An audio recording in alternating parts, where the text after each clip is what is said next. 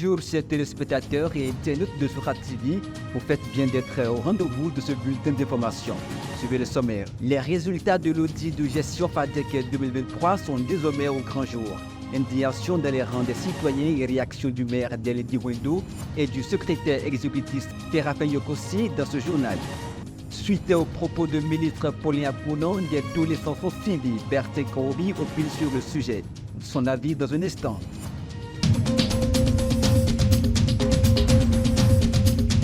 À nouveau, bonjour. Merci de vous être confortablement installés. Nous ouvrons cette édition avec l'audit de gestion FADEC 2023 qui a livré son verdict classant la commune de Savalou en dernière position, un rang que les populations perçoivent comme un déshonneur pour la commune exprimant leur indignation.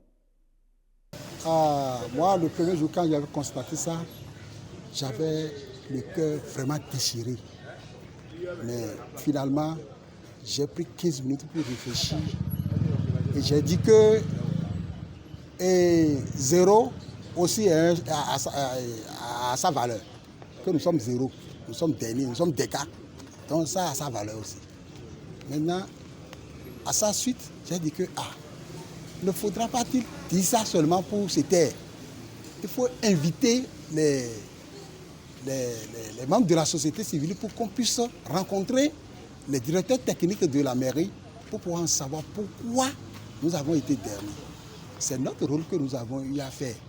Et on a rencontré les directeurs, ils nous ont énuméré des choses. Vraiment, on était frustrés dans un premier temps. Parce que les responsables de la mairie n'arrivent pas à jouer leur rôle correctement. S'ils arrivaient à jouer leur rôle, on ne serait pas à ce stade. Bon, naturellement, en tant que Sabalois, surtout Baguidi, on ne peut jamais être content.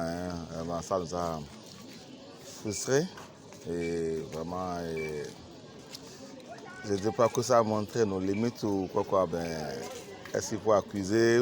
Est-ce qu'il faut réfléchir autrement? Mais pour dire vrai, déjà, à chaud, vraiment, ça ne nous a pas donné une grande joie. Ce n'est pas la peine. C'est la première fois que nous venons d'occuper ce rang qui est très déplorable, qui n'honore pas du tout la commune de Savalou. Face à la situation, les autorités municipales multiplient les actions situant les responsabilités en prenant l'engagement de sauver les meubles. Suivez le secrétaire exécutif et le maire de la commune à ce propos au micro de Mac Risset et Lucie Madodé. Ce qui a été fait aujourd'hui, le point tel que on l'a présenté un peu dans ma conférence de presse, ça a été exactement présenté.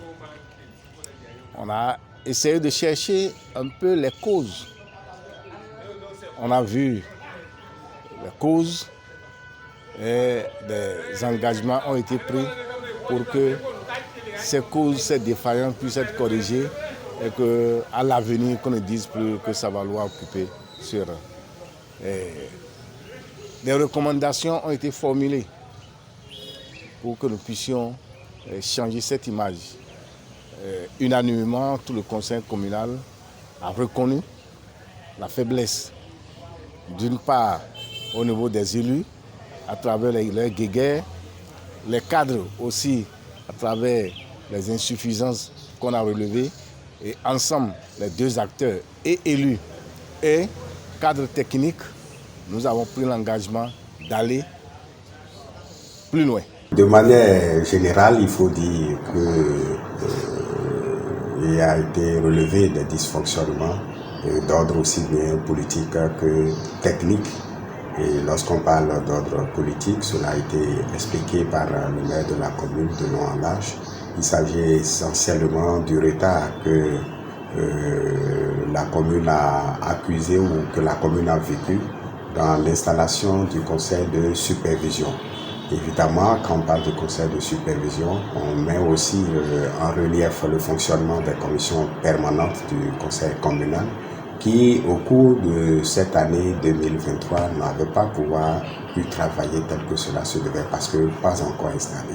Je précise que le conseil de supervision a été installé courant 17 juillet 2023. Cela suppose donc que pendant les 3 premiers trimestres de l'année, le conseil de supervision n'a pas fonctionné du tout.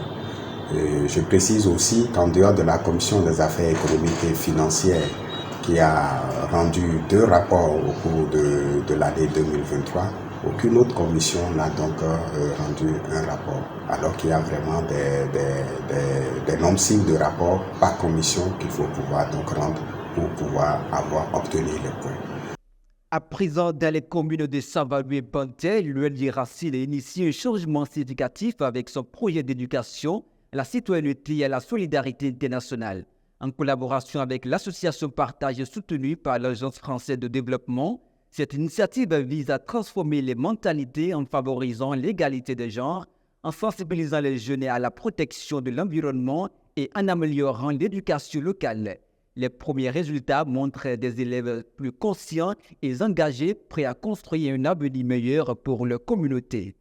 Bonjour chers camarades, je m'appelle Agbala Inès, je suis en classe de CM1 à l'EPP Wukazongo. Nous avons participé à un projet organisé par l'ONG Racine, l'AFD et Partage avec nos amis de la France. Aujourd'hui, nous sommes venus pour vous parler d'interculturalité. Savez-vous ce que s'appelle l'interculturalité? Maintenant, nous allons vous montrer ce que nous avons appris avec 2 affiches que nous avons créées. Nous, on a choisi la citoyenneté sur l'école d'Atokolibé. Dans les communes de Saint-Valois et de Bantel, l'ONG Racine met en œuvre le projet Éducation à la citoyenneté et à la solidarité internationale en partenariat avec l'association Partage et grâce au financement de l'Agence française de développement.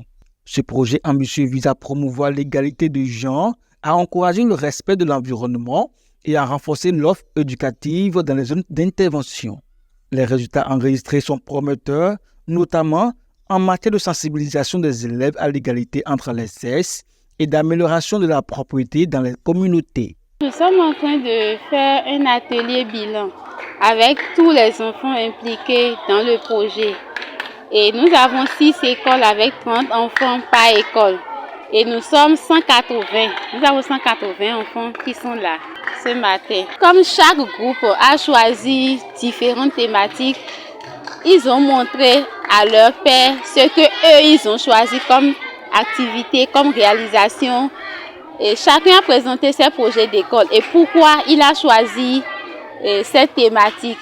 Et ensuite, nous avons parlé des expériences vécues par chacun, comment chacun a mis en œuvre l'une ou l'autre des thématiques dans son milieu, à la maison, dans la rue ou à l'école. Nous avons vraiment un impact, même si il est minuscule encore, il y en a quand même. Parce que les enfants ont pris conscience et on a écouté leurs témoignages. Ils savent que telle chose qui se fait doit se faire de telle manière. Donc ils ont pris conscience, il y a eu des changements, d'autres sont encore à la traîne, mais certains ont quand même changé de comportement et nous sommes ravis.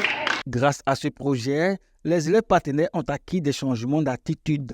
Ils sont plus sensibilisés aux questions du genre et davantage impliqués dans la préservation de leur cadre de vie. Nous avons sensibilisé les parents sur les produits chimiques et aussi on a planté des arbres.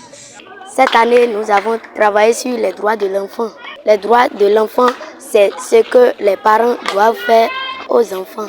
Nous avons fait la sensibilisation à nos parents et nous avons demandé les maîtres de nous aider et on a rassemblé les enfants ici pour leur demander quels sont les droits qui ne sont pas respectés et on les a cités.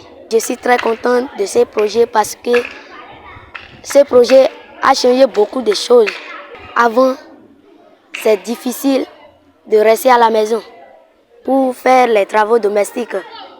Mais quand je suis rentrée dans SI et on a parlé sur l'égalité filles-garçons, ils ont dit que tout ce que les filles font, les garçons aussi peuvent le faire. Mais j'ai commencé par faire des travaux domestiques avec ma maman et je prépare même la pâte. Je remercie infiniment l'ONG Racine pour tout ce qu'ils nous ont fait. parce qu'ils ont changé beaucoup de choses dans notre vie. Avant, je jetais des pâtés cherchés par terre, mais maintenant je ne les jette plus. Parce que ça rend malade le sol. À travers cette initiative, l'ONG Racine a obtenu des résultats en matière de sensibilisation à l'égalité de genre, d'amélioration de l'environnement et de renforcer l'offre éducative dans les communes de Pantin et de Savalour. La politique pour boucler ce journal des suites des propos polémiques tenus par le ministre de l'Énergie, de l'eau et des mines, Paulin Akounan, au sujet de son prédécesseur lors de Mitinas Parakou et qui ont provoqué son limogeage. Bertin Kobi, acteur politique, dans son opinion, exprime les raisons qui pourraient pousser l'autorité à cet extrême. Je mets justement ces propos sous le coup de l'émotion, au fait. Peut-être la déception, la colère et l'insatisfaction, parce que lui, il est mieux placé pour savoir ce qu'on aurait dû avoir à cet endroit-là et qu'on n'a pas eu. Donc c'est en fonction de ça qu'il a parlé. Nous n'avons pas vu ce que le ministre a vu. Et c'est tout le problème. C'est-à-dire, si j'avais été sur place, j'aurais pu bien opiner. Mais n'ayant pas été là, je veux vraiment donner le bénéfice du doute au ministre et croire qu'il a été déçu, choqué, en fonction des budgets qu'il a dû remarquer dans son ministère et du travail qu'il voit sur le terrain. Mais ceci étant dit, il faudra donner un peu de formation à la communication et surtout à la sécurité de la communication à nos ministres. C'est de Akona Paulin qu'on parle aujourd'hui. Akona est quelqu'un que j'ai appris à connaître. C'est un très bon auditeur et c'est en fonction peut-être des informations qu'il a qu'il réagit. Aussi, je voudrais que nous mettions les choses dans leur contexte. Il y a environ 3 semaines, il y a eu des publications à l'international qui se sont attaquées au ministre, qui ont eu même l'outrecuidance de le comparer à Sama Dambi, pour dire qu'il ne fait pas aussi bien que Sama Dambi, il est trop lent. C'est un être humain, je voudrais que vous vous mettiez à sa place. Il s'est senti attaqué, il a trouvé l'occasion, il a réagi. J'ai échangé avec celui que cela devrait concerner. Parce que les termes de ce que le ministre a sorti devraient appeler à une autosaisine, au fait. Mais j'ai estimé que celui qui a nommé, à la suite d'un ministre, comme à Dambi, un auditeur, je parle du président Patrice Talon, voulait certainement qu'on vérifie une certaine gestion. Alors si le ministre a des preuves de ce qu'il avance, c'est au président qu'il faut les verser et que le président saisisse la BEF et après on verra la suite. Stop est fait pour cette édition du journal que nous vous remercions d'avoir suivi. La vérité est comme un phare dans la nuit, elle guide nous vers un avenir éclairé. C'est avec cette citation que nous vous souhaitons un très bon soir. Bien à vous.